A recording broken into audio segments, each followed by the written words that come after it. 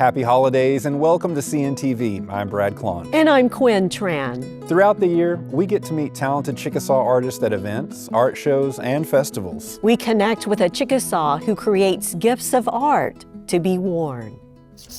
I enjoy getting over there and kind of in my own little world. Vicki Penner enjoys this small corner of her home. It's a space that gets plenty of sunlight as she creates turquoise jewelry. The jewelry's been the hardest thing I've ever done because it's just easy to mess up. So I kind of have to take it slow. There's lots of starting over.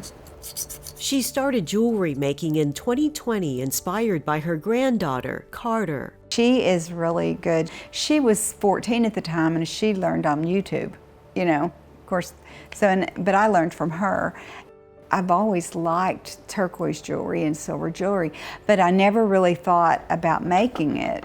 Making it takes time, can be tedious, but Vicki has a lot of patience. Her hobby grew to become a jewelry line called Lucky Dog Turquoise. Lucky is symbolized by the 4-leaf clover stamped on her pieces. The collection is also named after a favorite pet, Lucky. I've enjoyed it. It's been a fun adventure for me. And when it gets to a certain degree, the solder goes all the way around and fills the gap. And it's very satisfying. It takes 1,200 degrees of heat to solder the metal. The results are beautiful. And it's fun to see people wear it. People like Chickasaw princesses. Later on, when they get older and they look back and think, I got that when I was a Chickasaw princess. They're turquoise crowns with 3 points on them, and then they have red coral stones at the tips. Make them happy by something you do. I think that's part of life, and it makes me happy to see somebody else like what I do. But it seems like Chickasaw people somewhere in some capacity create and make something better or something new. It's just in us, and we find a way to express ourselves in art or in making something. Vicki is a kind person. Her work is just beautiful and special.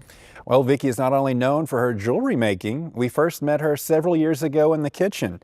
Her cooking recipes are featured in 2 Chickasaw cookbooks that she and Joanne Ellis co-authored. Time is running out to do holiday shopping at Exhibit C Gallery in Oklahoma City. For the past decade, it has been located in Bricktown, showcasing the wonderful artwork of first American artists, including Chickasaws. Exhibit C also offers other items for purchase, jewelry, books, Bedre chocolates, and other merchandise. Exhibit C Gallery stays open through December 24th, closed for the holidays, and then moves to the Horizons District in the new year. The new location will be adjacent to the First Americans Museum and the new Okana Resort and Indoor Water Park. We'll keep you posted on Exhibit C's reopening.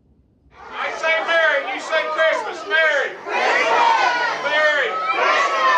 Santa Claus welcomed families to the children's Christmas celebration. The line of little ones was long. Everyone was eager to spend time with Santa. Families took Santa photos, and children shared with him their Christmas wish list. They also wrote letters to the North Pole, sealed and ready to mail. The Chickasaw Nation's Division of Youth Services hosted this holiday celebration. It's a wonderful event for the Chickasaw Nation. I think it's a great opportunity for all of us. I think it's a great opportunity for the citizens, and it's a very rewarding event. It's good for us to see the excitement in their eyes, getting to come and see Santa. This is an annual event with more children's Christmas celebrations held in other communities throughout the Chickasaw Nation during the holiday season. Every November, the Chickasaw Nation sends a group of tribal elders who are veterans to Washington, D.C. They take part in Veterans Day ceremonies to remember those who have served and sacrificed for our country. During the 5-day trip, the Chickasaw elders visit the memorial sites and museums in Washington, D.C. Governor Bill Anatubby said the trip is an expression of appreciation to the countless Chickasaw veterans who have selflessly served in all branches of the United States Armed Forces. We take a moment now to learn about a history-making event.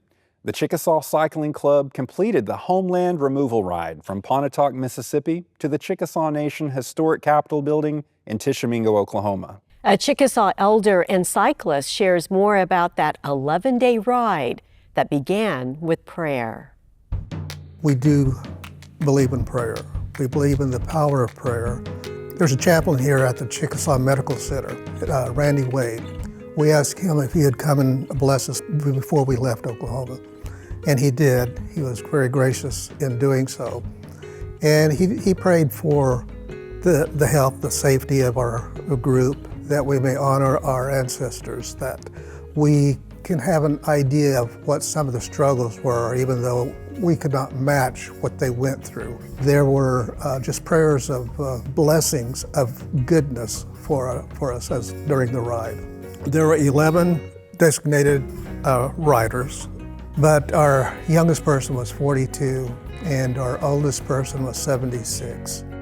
Our elders, we had 4 Chickasaw elders. I did ask our community choir, I said, there's a Choctaw hymn, 112, which is more a meditation on death.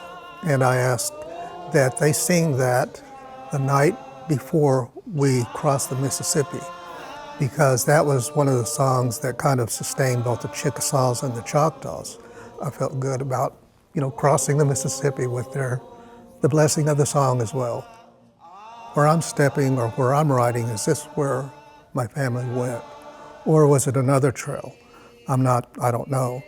But I think other citizens that rode with us had some of the same feelings, that it was spiritual for some, it was a family memory for others, bringing it alive to us.